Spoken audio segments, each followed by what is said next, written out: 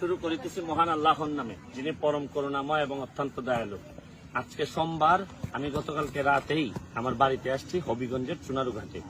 এখানে এসে আমাদের সি টিমের প্র্যাকটিস আজকে সকালবেলা 6:30টার সময় আমরা শুরু করছি। আমি যে জিনিসটা আপনাদেরকে একটু বলতে চাই ভিডিওর মধ্য দিয়ে, যে ঘাম যদি ফেলতে পারে তাই এটা কোনোদিন আপনার সাথে বেইমানি করবে না, প্রতারণা করবে না।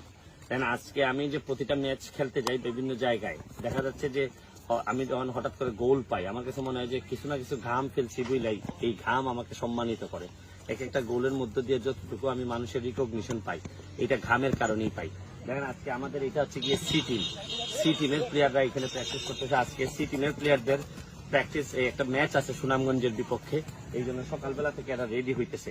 আমি বলি কি জানেন, আমাদের জেনারেশনের অবস্থা এত খারাপ, যদি কোনোভাবে বাচ্চাদেরকে মাঠে নিয়ে আসতে না পারেন তাহলে কিন্তু এটার পরিণাম হবে ভয়াবহ। আমি বলছি আপনাদেরকে আবার, যে আপনি মনে করেন না যে আমি মাঠে পড়ে আছি এমনিতেই, আমার নিজেরও অনেক লাভ হচ্ছে। আপনি যদি আপনার বাচ্চাটারে যদি হাতে ধরে যদি সবুজের মধ্যে ঘাসের মধ্যে নিয়ে আসতে না পারেন তাহলে এটার পরিণাম হবে ভয়াবহ। আপনি যদি আইফোন ভিত্তিক জেনারেশন তৈরি হচ্ছে, যেটা এই জেনারেশন কিন্তু আমাদেরকে একেবারে আমাদেরকে এমন জায়গায় নিয়ে যাবে।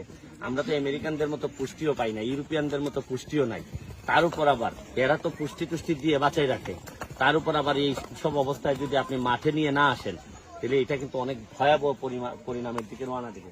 আপনি দেখেন আমাদের বাচ্চাগুলা কি সুন্দর প্র্যাকটিস করতেছে, এরা কিছু আছে চা বাগান থেকে আসছে।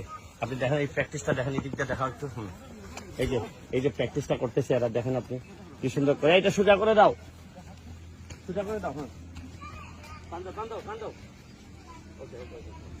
হ্যাঁ, এই যে দেখেন এরা স্বল্প সক্ষমতা নিয়েই এই যে এইভাবে আমরা এরা প্রতিদিন এখানে সেই চা বাগান থেকে আসে ছেলেগুলা, কেউ আসে বিভিন্ন গ্রাম থেকে।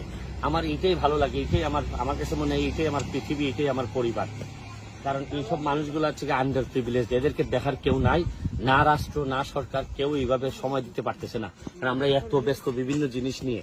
আপনি এই যে এদের যে আজকে দেখেন এই প্র্যাকটিস সেশনটা দেখেন, এবং আমি এই প্র্যাকটিস সেশনটা দেখানোর উদ্দেশ্য হচ্ছে গিয়ে যে বাচ্চাদেরকে মাঠে নিয়ে আসেন, দেখবেন এটার আনন্দ অন্যরকম একটা আনন্দ। এবং আপনার বাচ্চাটাও শারীরিকভাবে সক্ষম না হইলে শুধু ওই যে এই কম্পিউটার বেসড পাকনা কথা দিয়ে আপনি বিশ্বাস করেন এই বাচ্চার ভবিষ্যৎ আপনি বানাইতে পারবেন না। আমি দেখেন, এইদিকে আসো তুমি। এই যে একটা বাচ্চা আজকে নতুন আসছে, আমার জন্য নতুন, আমি আইসা ওরে পাইছি।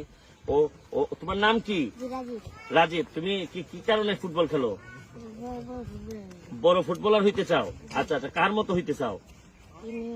হ্যাঁ, নেইমারের মতো। ও নেইমারের মতো ফুটবলার হইতে চায়। দেখছেন, ওরে দেখে আমার এত ভালো লাগছে, নেইমারের মতো ফুটবলার হইতে চায়। সেও কিন্তু সকালবেলা আমার আগেই বুট টুট করে চলে আসছে। আপনার ছেলে তো এইভাবে আসুক।